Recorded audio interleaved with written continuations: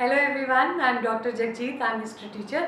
आज हम BA 1 semester 2 इसका चैप्टर 3 है द तुगलक्स, तुगलक डायनेस्टी, तुगलक राजवंश, तुगलक साम्राज्य, इसके बारे में पढ़ेंगे। इसके जो मेन टॉपिक्स हैं हमारे मोहम्मद बिन तुगलक्स रिफॉर्म्स। तुगलक राजवंश जो है ये गयासुद्दीन तुगलक ने इसको स्टार्टअप किया था, बट इसको आगे बढ़ाया, इसमें ज़्यादा जो नाम रहता है मोहम्मद बिन तुगलक का। और मोहम्मद बिन तुगलक ने कुछ सुधार किए थे, जो हमारा इसमें टॉपिक है रिफॉर्म्स ऑफ मोहम्मद बिन तुगलक। दूसरा है एडमिनिस्ट्रेशन, प्रशासन, कि कैसे उसने अपने इतने बड़े इलाके का, इतने बड़े राज्य का प्रशासन कैसे चलाया। नेक्स्ट इज इकोनॉमिक सिस्टम, उसका आर्थिक व्यवस्था कैसी है, आर्थिक तौर पर जो पैसा उसके पास कमी थी उसको उसने कैसे इम्प्रूव करने की कोशिश की। Next is consequences of his reforms. Muhammad bin Tughlaq अपने रिफॉर्म्स, अपने सुधारों के लिए बहुत प्रचलित हैं, बहुत फेमस हैं।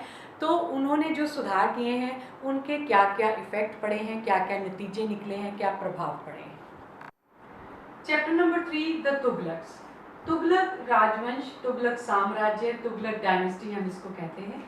और खलजी डायनेस्टी के बाद में बहुत मशहूर जो डायनेस्टी इस्टेब्लिश हुई है दिल्ली में, दैट वाज तुगलक डायनेस्टी। और तुगलक राजवंश का जो संस्थापक है वो थे गयासुद्दीन तुगलक। गयासुद्दीन तुगलक जो हैं ये भी एक अलाउद्दीन खलजी के ही सेनापति थे। और अलाउद्दीन खलजी की मृत्यु के बाद में जो राजा आए बहुत ज़्यादा कमज़ोर थे। कैकुबाद जो है, he was the last king of Khalji dynasty. Kaiqubad जो है ये एक पैरालाइज्ड व्यक्ति थे। उनके साथ में उनके सेनापति थे गयासुद्दीन तुगलक, जो कि गयासुद्दीन तुगलक जो है उनको देखते थे कि बादशाह जो है इसके साथ रहना और ये कोई भी काम अच्छे से नहीं कर पाते हैं। तो धीरे धीरे करके गयासुद्दीन तुगलक जो है उसने उस राजा को मार दिया और अपना राज्य जो है वो इस्टेब्लिश कर दिया। वो जो नया राज्य बनाया उन्होंने 1320 में। अलाउद्दीन खलजी जो है उनकी मृत्यु हुई 1316 में और कैकुबाद उसके बाद में बादशाह बने। तो 1320 में 4 साल के बाद में गयासुद्दीन तुगलक जो एक सिर्फ सेनापति थे, एक नौकर थे उस एम्पायर में, अब एक पूर्ण रूप में बादशाह के तौर पे स्थापित हो गए। और जो अलाउद्दीन खलजी ने जितना काम किया उसको ही थोड़ा आगे बढ़ाया गयासुद्दीन तुगलक ने। गयासुद्दीन तुगलक जो है ये इन्होंने भी कई इलाकों को जीता, पर वो सारे इलाके असल में जीते किसने थे? इनके बेटे मोहम्मद बिन तुगलक ने। मोहम्मद बिन तुगलक जिसका असली नाम जो था जूना खान था, जो इनके पेरेंट्स इनको बुलाते थे जूना खान करके बुलाते थे। जूना खान जो है उन्होंने अपने पिता गयासुद्दीन के समय पे काफ़ी बड़े बड़े इलाकों को जीता था। तो 1320 से लेकर 1325 तक राज्य किया गयासुद्दीन तुगलक ने। और गयासुद्दीन तुगलक जो है एक बड़ी जीत हासिल करके वापस आ रहे थे। और जब वो अपने दरबार में वापस पहुंचे तो उनके आने पर उनकी जीत का स्वागत करने के लिए, बधाई देने के लिए उनके बेटे मोहम्मद बिन तुगलक ने एक बहुत बढ़िया जो दरबार है वो सजाया। और उस दरबार के साइडों में जो हाथी हैं उनको उनकी सूंड में हार रखे गए ताकि वो गयासुद्दीन तुगलक और उनके छोटे बेटे के गले में डाल दें। तो वो हाथी जो है इतने भारी हाथी हैं तो ऊपर का बोर्ड जो है वो गिर गया और वो नीचे खड़े लोगों के ऊपर पड़ गया, जिसमें गयासुद्दीन तुगलक उनका छोटा बेटा भी था। और वहीं पे उनकी मृत्यु हो गई, जिससे ये एक विक्ट्री का जो जश्न था ये एक मातम में बदल गया। उसके इमीडिएटली बाद में मोहम्मद बिन तुगलक जो है being the son of the king, राजा का बेटा होने की वजह से उनको राजा बना दिया गया, बादशाह बना दिया गया 1325 ईस्वी में। तो ये जूना खान जो है मोहम्मद बिन तुगलक के नाम पे ये बादशाह बने। अब कई लोगों ने इनको क्रिटिसाइज किया कि ये अपने पिता को मारना चाहते थे, इसीलिए जानबूझकर ऐसा इंतज़ाम किया। तो बाद में जो रिसर्चेज हुई हैं उसके मुताबिक ये एक एक्सीडेंट ही माना गया है। तो जो मोहम्मद बिन तुगलक हैं उन्होंने काफ़ी हद तक रिफॉर्म्स किए। रिफॉर्म्स, सुधार हम इनको कहते हैं। जो सारा का सारा सिस्टम चल रहा था, चाहे अलाउद्दीन खलजी ने बहुत बढ़िया सिस्टम चलाए हुए थे, पर उन सिस्टम्स के धीरे धीरे चलते चलते उनमें कई प्रॉब्लम्स आ गई थी या और कई चीज़ें थी जिनको सुधार करने की ज़रूरत थी। अलाउद्दीन खलजी के समय पे सेना बहुत बनाई गई, सेना के ऊपर बहुत पैसा लगाया गया, इतना पैसा लगाया गया कि खजाने में पैसा कम था। और अलाउद्दीन खिलजी जो है ये भी बहुत ज़्यादा इलाकों को जीतना चाहते थे, कैंपेन शुरू कर चुके थे। और मैं आपको बता दूं कि मोहम्मद बिन तुगलक जो है ये एक ऐसे मुस्लिम बादशाह हुए हैं जिनके पास में सबसे बड़ा इलाका जो है वो उनके अंदर था। अलाउद्दीन खिलजी ने भी बहुत इलाके जीते, पर सबसे ज़्यादा इलाके के मालिक मोहम्मद बिन तुगलक थे। दक्षिणी भारत में जो लास्ट पॉइंट है भारत की जो टेरिटरी है वो उस इलाके तक जो है वो जीत चुके थे। मोहम्मद बिन तुगलक जो है उन्होंने एक सिस्टम सोचा करेंसी को चेंज करने का। अभी रिसेंट हमारे देश में ये डीमोनेटाइजेशन का काम होके हटा है। ये करेंसी चेंज करना किसी भी गवर्नमेंट के लिए कोई नई चीज़ नहीं है। Currency time to time change कर दी जाती है, कभी फेक करेंसी को रोकने के लिए, या कभी करेंसी जो है महंगी बढ़ने लग जाती है, सस्ती करेंसी जो है गवर्नमेंट को इशू करनी पड़ती है, या कई और कारणों से जो है वो करेंसी में चेंजेस कर दिए जाते हैं। तो मोहम्मद बिन तुगलक जो है he was very good in economics का बहुत अच्छा स्टूडेंट था वो। तो उन्होंने ये देखा कि इस समय पे सोने चांदी के सिक्के जो हैं अगर वो हम चलाते रहेंगे तो जो सरकार है उसका पैसा काफ़ी हद तक इसमें चला जाएगा।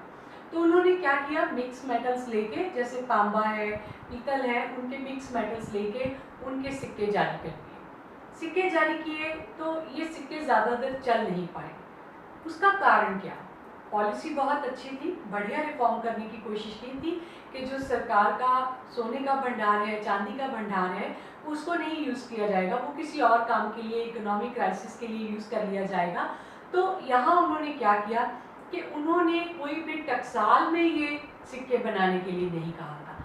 जबकि अगर आप देखेंगे भारत में भी दो जगह पे हमारी करेंसी जो है वो बनाई जाती है, या कनाडा में, अमेरिका में, वहाँ पे मिंटिंग होती है जहाँ पे कॉइन्स बनते हैं या करेंसी उनकी बनाई जाती है। और वो करेंसी जो बनती है उसमें प्रॉपर करेंसी का टेक्सचर बनाया जाता है। पेपर नोट जो बनते हैं वो नोट का जो पेपर है वो कुछ मिक्स करके मेटल्स को या कुछ और मटेरियल्स को मिक्स करके बनाया जाता है ताकि बाहर कोई व्यक्ति उन चीज़ों को नहीं बना सके। इसीलिए इमीडिएटली नकली नोट जो है वो पहचाने जाते हैं। तो यहाँ क्या हुआ, इन्होंने सिर्फ गोल गोल आकार के सिक्के जो हैं वो कटवा के बांटना शुरू कर दिया और उसको जो करेंसी है उसके रूप में फैला दिया।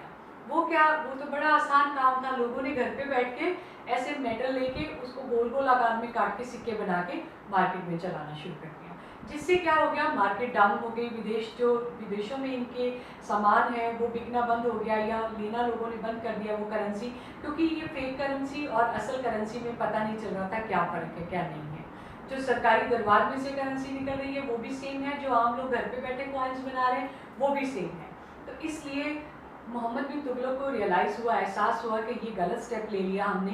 हालांकि बड़ा रिफॉर्म हो जाता, अगर वो इसको प्रॉपर एक टकसाल के ज़रिए इशू कराते तो एक बड़ा रिफॉर्म होता, बहुत सारा जो शाही खजाने का सोना है, चांदी है, वो बच जाता और एक कॉमन मेटल से बनाई हुई करेंसी जो है वो पॉपुलर हो जाती। पर उस पॉलिसी की इम्प्लीमेंटेशन सही ढंग से नहीं हुई, इसीलिए वो पॉलिसी जो है बिल्कुल फेल हो गई। उसके बाद में इन्होंने ये देखा कि इनका इलाका बहुत बड़ा है। भारत का इलाका आज जो हम देखते हैं उनमें से पाकिस्तान निकल चुका है, बांग्लादेश निकल चुका है, और कुछ इलाका हमारा चाइना ने भी अपने अंडर कर लिया। पर उसके पहले आप देखिए भारत का इलाका कितना बड़ा है। वो सारा इलाका मोहम्मद बिन तुगलक के अंडर है। तो जनरली अगर आप कोई भी कंट्री देखते हैं तो कैपिटल जो होता है, किसी भी देश की राजधानी जो होती है, इवन स्टेट की भी राजधानी जो होती है, सारा का सारा एडमिनिस्ट्रेशन राजधानी से चलाया जाता है। तो भारत की जो राजधानी है वो दिल्ली बनाई गई थी किसी समय पे, जब इल्तुतमिश के पास में इलाका ही नॉर्थ इंडिया का थोड़ा सा इलाका था, तो उसने वहाँ पे एक सेंट्रल प्लेस बना दिया था दिल्ली, जो अपनी राजधानी बनाया, जो कि अफगानिस्तान से थोड़ा दूर पड़ता था, और अगर उनका अपना इलाका देखते थे तो वो ऑलमोस्ट सेंटर में पड़ता था। अब जब मोहम्मद बिन तुगलक जो है पूरे दक्षिणी भारत को जीत चुके हैं तो ये दिल्ली राजधानी बहुत दूर पड़ती थी। जनरली कैपिटल जो है वो सेंटर में होना चाहिए होता है। तो इन्होंने क्या सोचा कि भारत की राजधानी भी जो है वो सेंटर में रख देते हैं। तो सेंट्रल प्लेस जो एक इन्होंने ढूंढा, इनके मुताबिक देखा गया, दैट वाज देवगिरी इन महाराष्ट्र। कोई भी कंट्रीज जो हैं, या तो कंट्रीज जब डिवाइड होते हैं या कंट्रीज का एरिया जब बड़ा होता है, जब हदबंदी दोबारा की जाती है, जैसे वर्ल्ड वॉर 1 के बाद में, वर्ल्ड वॉर 2 के बाद में कई कंट्रीज जो है उनकी दोबारा से बाउंड्रीज इस्टेब्लिश की गई, तो कैपिटल्स चेंज कर दिए जाते हैं। कैपिटल चेंज करना भी कोई बड़ी बात नहीं है। 1327 में मोहम्मद बिन तुगलक ने अपना कैपिटल जो है दिल्ली से शिफ्ट करके उसको देवगिरी करने के लिए बोला, ताकि सेंट्रल प्लेस पे वो रहेंगे। कभी उनको बार बार दिल्ली जाना पड़ता था, कभी उनको दक्षिणी भारत आना पड़ता था, तो सेंटर में रहेंगे तो एडमिनिस्ट्रेशन अच्छे से चल पड़ेगा। पर अब देखो इसमें क्या है कि दिल्ली से सारा सामान शिफ्ट करके लाना है। एक उनके बारे में जो लिखा गया है, इब्न बतूता ने जो लिखा है, वो हर चीज़ सही नहीं महसूस होती है। उन्होंने सिर्फ राजधानी शिफ्ट करने के लिए बोला था, एडमिनिस्ट्रेटिव जो स्ट्रक्चर है वो शिफ्ट करने के लिए बोला था कि उसको देवगिरी ले चलो। पर जो किताबों में उनके बारे में लिखा गया है कि कुत्ते बिल्लियाँ भी दिल्ली से शिफ्ट करके देवगिरी लाए जाएंगे, बूढ़े बुजुर्ग सब वहाँ पे ले जाए जाएंगे। तो रास्ते में आते आते जो बैलगाड़ियों पे चढ़ के इतने दिन लंबे सफ़र करके लोग मर गए, परेशान हो गए। और फिर देवगिरी में जाके एडमिनिस्ट्रेशन जब सेटअप किया गया तो वहाँ पे जो सारे काम थे वो सक्सेसफुल नहीं हो रहे थे। फिर यह एहसास हुआ कि दिल्ली चाहे दूर पड़ता था, पर अगर कैपिटल रखा जाए तो दिल्ली को ही रखा जाए, क्योंकि कई 100 सालों से जो कैपिटल है वो वहीं से ऑपरेट हो रहा था। तो फिर इन्होंने क्या बोला कि वापस हम देवगिरी को अपना कैपिटल बनाएंगे। तो इन्होंने क्या, दिल्ली को अपना कैपिटल बनाएंगे, सॉरी। तो उसमें उन्होंने, राइटर ने क्या लिखा है कि फिर से वापस जो लोग थोड़े बहुत सलामत थे उनको वापस ले जाया गया दिल्ली की तरफ, तो रास्ते में वो भी मरने लगे। तो बहुत बड़ा लॉस हुआ। लॉस बेसिकली इंफ्रास्ट्रक्चर का हुआ था कि जो सामान दिल्ली से शिफ्ट करके देवगिरी लेके गए या नया सेटअप किया उसका लॉस हुआ था, पर बहुत ज़्यादा ऐसे जानी माली नुकसान बहुत ज़्यादा नहीं हुआ था। सो इन्होंने रिफॉर्म जो किया राजधानी परिवर्तन करने का, वो एक बहुत बड़ा अच्छा इनका वो रिफॉर्म हो सकता था, पर उसको इम्प्लीमेंटेशन ठीक ढंग से नहीं किया कि पहले कुछ एम्प्लॉयज़ को वहाँ पे भेज दे, थोड़ा सेटअप करते। उसके बाद में इन्होंने द्वाब का रीजन, द्वाब रीजन हम किसको कहते हैं, दो रिवर्स के बीच का एरिया, दो नदियों के बीच का एरिया, द्वाब हम उसको कहते हैं। तो ये द्वाब कौन सा है, रिवर गंगा और रिवर यमुना। ये उत्तरी भारत के दो ऐसे नदियां हैं, दो ऐसे रिवर्स हैं जो हमेशा पूरा का पूरा साल जो है गंगोत्री और यमुनोत्री ग्लेशियर की वजह से इनमें पानी पूरा साल रहता है, और इनके आसपास का इलाका हमेशा फर्टाइल रहता है, और फर्टाइल होने की वजह से बहुत ज़्यादा प्रोडक्शन होती है। तो पास्ट में पहले क्या होता था, जब भी किसी राजा को पैसे की ज़रूरत होती थी तो वो द्वाब के रीजन का टैक्स बढ़ा देता था। तो अब पैसा बहुत कम हो गया था, खजाना खाली हो रहा था, तो मोहम्मद बिन तुगलक ने एज यूजुअल जैसे पहले बादशाह करते थे, उन्होंने द्वाब के एरिया का टैक्स बढ़ा दिया। टैक्स जब इन्होंने बढ़ाया, कोई बड़ी बात नहीं थी, वो लोग टैक्स दे सकते थे, पर उसमें क्या प्रॉब्लम आई, जो इन्होंने ये रिफॉर्म किया था कि टैक्स बढ़ा लिया जाए, खजाना भर जाएगा, तो उस टैक्स को वापस उतना ही कर देंगे। पर जिस समय इन्होंने टैक्स बढ़ाया उस समय गंगा और यमुना नदी का काफ़ी हद तक एरिया जो है वो बाढ़ से गुजर रहा था। बाढ़ में फसलें खराब हो रही थी, उल्टे लोग मर रहे थे। लोगों को ये था, एक्सपेक्टेशन थी कि राजा आएंगे हमारी मदद करेंगे, पर जब उन्होंने ये सुना कि बादशाह ने हमारे ऊपर और टैक्स बढ़ा दिया तो वो गुस्से में भड़क गए।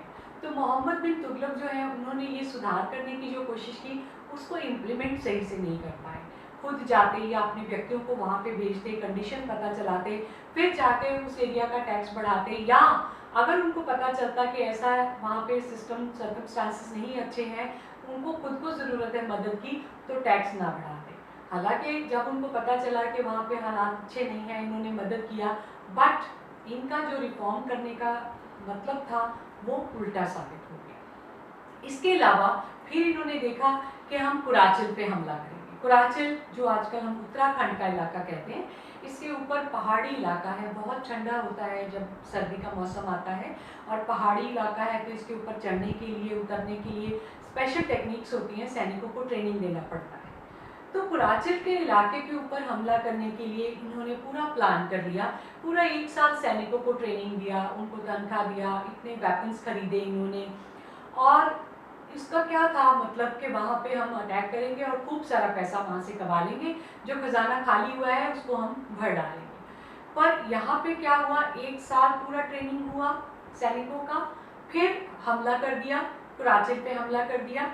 पहाड़ी पे चढ़ रहे थे, पहाड़ियों पे चढ़ने लगे जब सैनिक, बहुत ज़ोर से बारिश होने लगी और मौसम भी ठंड का है। ठंड के मौसम में बारिश पड़ती है और पहाड़ी पे चढ़ना किसी वो एरिया लोगों के लिए जो प्लेन एरिया में रहते हैं बहुत मुश्किल है। तो फिर ये देखा कि सैनिक ऊपर चढ़ रहे हैं, उससे डबल नीचे गिरने लग गए हैं। तो उसी समय मोहम्मद बिन तुगलक जो हैं उन्होंने वो हमला रोक दिया कि हम ये हमला नहीं करेंगे, बिना वजह से हमारे सैनिक जो हैं मारे जाएंगे, बिना लड़ाई के नीचे ही मरने लग जाएंगे, क्योंकि सर्कमस्टांसेस इतने बुरे हो रहे थे। ये फैसला बुरा नहीं था, कुराचिल में बहुत पैसा वो जीत सकते थे, बहुत पैसा उनके पास आ सकता था, सेना भी उन्होंने तैयार कर ली थी कि उनके पास बड़ी सेना है, हम भी बड़ी सेना बनाएंगे। पर गलती क्या रही, इम्प्लीमेंटेशन ठीक ढंग से नहीं किया। उनका वेदर, उनकी क्लाइमेटिक कंडीशंस पहले पता करनी चाहिए थी, फिर हमला करना चाहिए था। तो ये रिफॉर्म जो करने की कोशिश की वो उल्टा साबित हो गया। इसके अलावा इन्होंने अफगानिस्तान में, सेंट्रल एशिया का एक कबीला है, उनके साथ में लड़ाई करने का मन बनाया कि हम वहाँ से पैसा लूटेंगे। काफ़ी बड़ी तैयारी की, बहुत पैसा लगाया सेना के ऊपर, और जब उनके ऊपर हमला करने लगे तो वहाँ के बादशाह ने समझौते का हाथ बढ़ाया, इन्होंने भी समझौता कर लिया। तो इतनी ज़्यादा तैयारी करी है आपने, सेना की तैयारी की है, उससे पहले ही अगर आप समझौता करने की कोशिश करते तो कुछ हद तक सॉल्व हो जाता। कि जिस चीज़ों से ये पैसा कमाना चाहते थे उन्हीं चीज़ों के ऊपर उल्टे इनके पैसे लग गए। इनकी पॉलिसीज़, इन्होंने जो रिफॉर्म्स करने की कोशिश की वो कभी गलत नहीं थे, बहुत सूझवान ढंग से इन्होंने रिफॉर्म्स करने की कोशिश की, पर उनकी इम्प्लीमेंटेशन सही ढंग से नहीं हो सकी। इनका एडमिनिस्ट्रेशन, मोहम्मद बिन तुगलक का, ऑलमोस्ट अलाउद्दीन खलजी के एडमिनिस्ट्रेशन की तरह था कि सबसे टॉप मोस्ट पोजीशन जो बादशाह की रहेगी और बादशाह की मदद के लिए अलग अलग डिपार्टमेंट्स रहेंगे, और डिपार्टमेंट्स जैसे खजाना विभाग, सेना विभाग, न्याय विभाग, ये सारे अलग अलग डिपार्टमेंट्स रहेंगे और उनके ऊपर एक्सपर्ट जो है वो मंत्री लगाए जाएंगे और उन मंत्रियों के ऊपर एक प्रधानमंत्री जो है वो लगाया जाएगा और ये सारा का सारा सिस्टम इन मंत्रियों के द्वारा बैलेंस किया जाएगा। उसके बाद में इकोनॉमिक सिस्टम में उन्होंने, जो पहले क्या होता था कि अलग अलग इलाकों के ऊपर खेती बाड़ी जो है उन पे टैक्सेस इकट्ठे किए जाते थे। अब इन्होंने क्या किया कि खेती बाड़ी के लिए पैसे की ज़रूरत थी। पैसे की क्यों ज़रूरत थी? क्योंकि सिंचाई के प्रबंध करना, पानी का प्रबंध करना था। तो इन्होंने काफ़ी सारी नदियाँ लगाईं और काफ़ी सारी नहरें खुदवाई और वो नहरों के ऊपर काफ़ी हद तक पैसा भी लगाया, खुद का पैसा भी लगाया, ताकि बाद में उस पैसे को टैक्स के फॉर्म में ले लेंगे। तो इन्होंने एक और डिपार्टमेंट बनाया, दीवाने आमीर कोही, जिससे खेतीबाड़ी और सिंचाई का विभाग जो है वो सारा का सारा चलाया जाता था। इसके बाद में हम जो पढ़ते हैं consequences of the reforms of Muhammad bin Tughlaq. Muhammad bin Tughlaq के मैंने जितने भी आपको रिफॉर्म्स बताए हैं, राजधानी का परिवर्तन है, कुराचिल पे हमला है, खुरासान जो अफगानिस्तान के इलाके में पड़ता है वहाँ पे हमला करना चाहते थे, दोआब के इलाके का टैक्स बढ़ाना चाहते थे, जो ये कैपिटल बदलना चाहते थे, करेंसी बदलना चाहते थे, सारे के सारे ये रिफॉर्म्स थे। पर इनके रिफॉर्म्स सही ढंग से ना इम्प्लीमेंट होने की वजह से टोटल उल्टे पड़ गए। ऐसे उल्टे पड़े कि फ़ायदा नहीं हुआ, बहुत ज़्यादा नुकसान हुआ, आम जनता इनके खिलाफ हो गई।